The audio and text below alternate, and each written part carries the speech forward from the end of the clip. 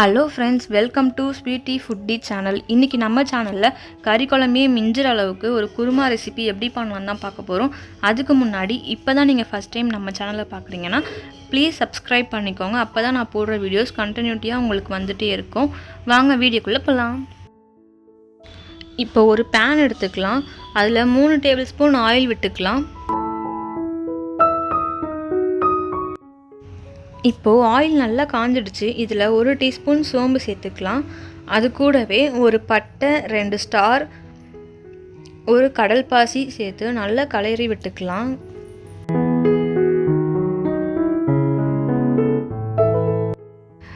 இப்போது இது கூடவே 2 ஆனியன் கட் பண்ணி வச்சுருக்கேன், அதையும் சேர்த்துக்கிறேன். ஆனியன் அந்த கண்ணாடி பதம் வர அளவுக்கு நல்லா வதக்கி விட்டுக்கலாம். இப்போது ஆனியன் நல்லா வதங்கிருச்சு. இதில் இஞ்சி பூண்டு பேஸ்ட்டு 2 டீஸ்பூன் சேர்த்துக்கிறேன். சேர்த்துட்டு நல்லா கிளறி விட்டுருக்கலாம்.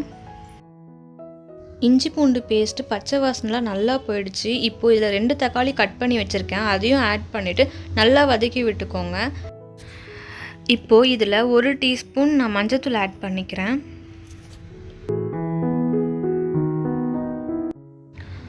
அண்ட் குழம்புக்கு தேவையான சால்ட்டும் ஆட் பண்ணிவிட்டு நல்லா மிக்ஸ் பண்ணி விட்டுறலாம். சால்ட் ஆட் பண்ணால் தான் தக்காளி சீக்கிரமாக வதங்கும். இப்போது தக்காளி வெங்காயம்லாம் நல்லா வதங்கிடுச்சு. இதில் நான் 2 உருளைக்கிழங்கு, 100 grams beans, 100 grams carrot add பண்ணியிருக்கேன். நீங்கள் உங்களுக்கு தேவையான வெஜிடபிள்ஸ் ஆட் பண்ணிக்கலாம். காலிஃப்ளவர், அப்படி இல்லைன்னா பட்டாணி, பச்சை பட்டாணி, இது எல்லாமே நீங்கள் ஆட் பண்ணிக்கலாம். நல்லா டேஸ்ட்டாக இருக்கும். இப்போது காய்கறிலாம் நல்லா வதங்கிடுச்சு. இதில் நான் 3 ஸ்பூன் மிளகாத்தூள் ஆட் பண்ணிக்கிறேன். நீங்கள் உங்கள் காரத்துக்கு ஏற்ற மாதிரி ஆட் பண்ணிக்கோங்க. இதை நல்லா கிளறி விட்டுறலாம். இப்போது குழம்புக்கு தேவையான அளவுக்கு தண்ணி ஆட் பண்ணிவிட்டு நல்லா ஒரு 10 மினிட்ஸ் கொதிக்க விடுங்க.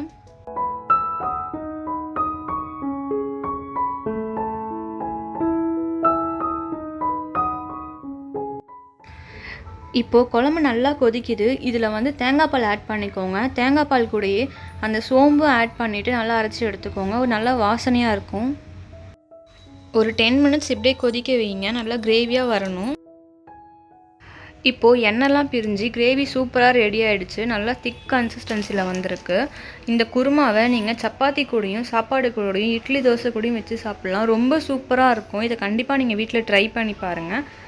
ட்ரை பண்ணி பார்த்துட்டு எப்படி இருந்துச்சுன்னு கமெண்ட் பாக்ஸில் கமெண்ட் பண்ணுங்கள். இந்த வீடியோ உங்களுக்கு பிடிச்சிருந்துச்சுன்னா லைக் பண்ணிக்கோங்க, ஷேர் பண்ணிக்கோங்க, சப்ஸ்கிரைப் பண்ணிக்கோங்க. மறக்காமல் நம்ம சேனலுக்கு உங்கள் சப்போர்ட் கொடுத்துட்டே இருங்க. தேங்க்யூ ஃபார் வாட்சிங் ஃப்ரெண்ட்ஸ்.